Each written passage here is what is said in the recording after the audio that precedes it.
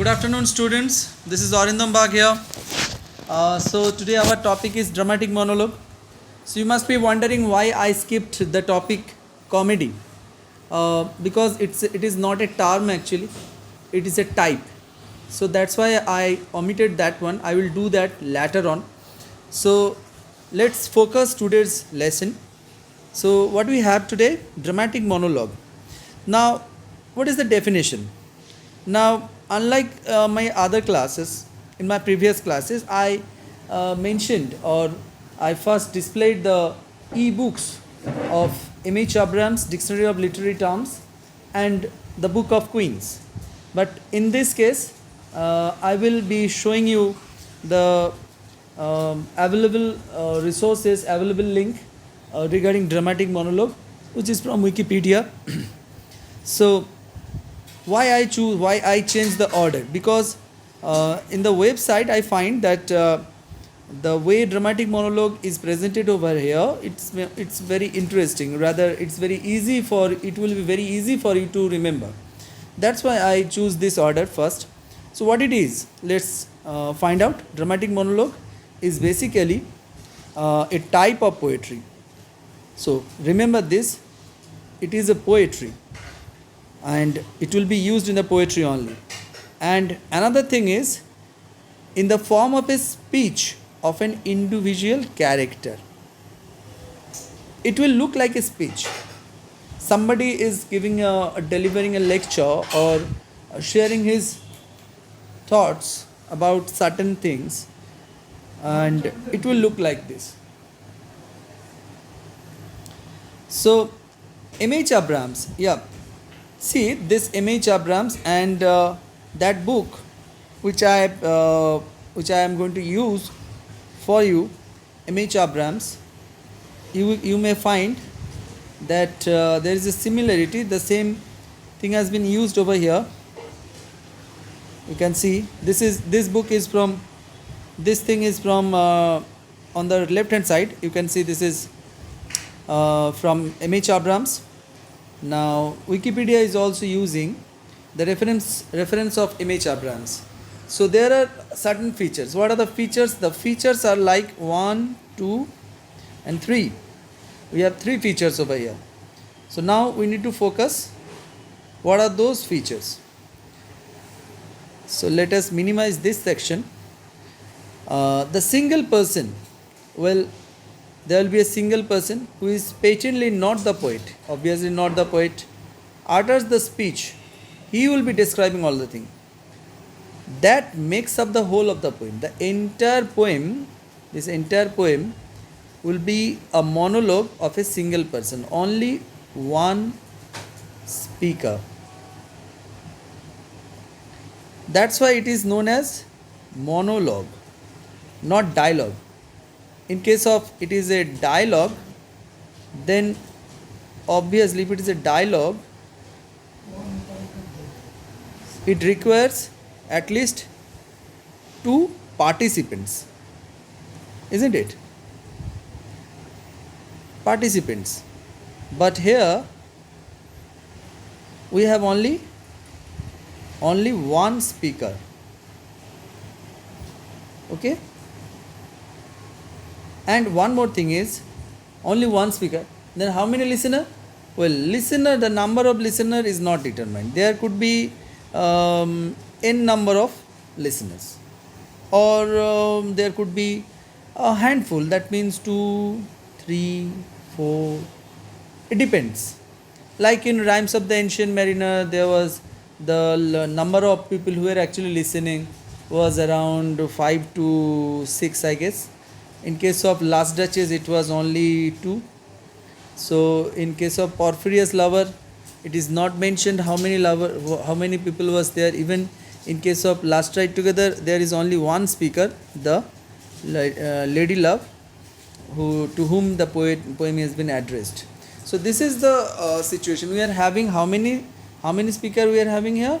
Only one speaker, and he is describing all the things. And remember this one, a speaker who is describing his own feelings, thoughts, doesn't mean that necessarily means that is a dramatic monologue. So these two words, dramatic and monologue, these two are separate entity. It has its own meaning. Monologue means a single person speaker. Okay. Dramatic means there should be drama, there should be psychological uh, heightened tension will be there. So you know what drama is, there will be dramatic element. So when we put these two terms together, that means there will be a single person, and there will be a dramatic situation which has been described as critical moment. You see this one, critical moment. The speaker will be placed in a critical moment of his life. Got it? That's how the dramatic intensity is created. Now move up to the second point. The person addresses and interacts with one or more other people. I told you about the audience. There will be like one or more other, might happen, but we know of the auditor's presence. Yeah, it will be clear to from the presentation that there are auditors, there is audience, but and what they say and do only from clues in the discourse of the single speaker. That means whatever they are thinking, the thinking of the audience will be described by the speaker, whatever is their concern.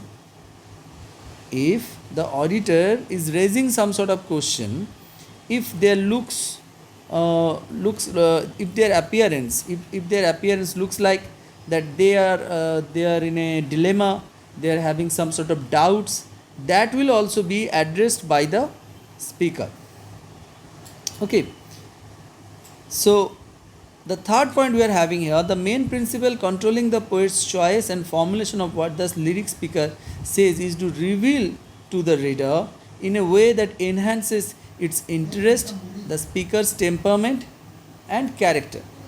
So what we have here, the main idea is the speaker reveal to the reader his inner psychology, his mental condition, and it will be presented in such a way that it will enhance its interest, the speaker's temperament and character. Audience will find some interest in the speaker and they will pay attention no matter what kind of person he is. Suppose in a Porphyria's lover, you will find that Porphyria has been killed by the lover, and the lover is describing the situation on what ground he killed Porphyria. Let's try it together. Another from Robert Browning's poetry. The same situation is there, but in this case there is no murder actually. The lady love rejects the proposal of the lover. So after that, the psychological conflict, whatever is going inside the mind of the speaker or the lover, that is been described in Last Ride Together. And I would like to mention another one from Alfred Lord Tennyson, from the poetry Ulysses.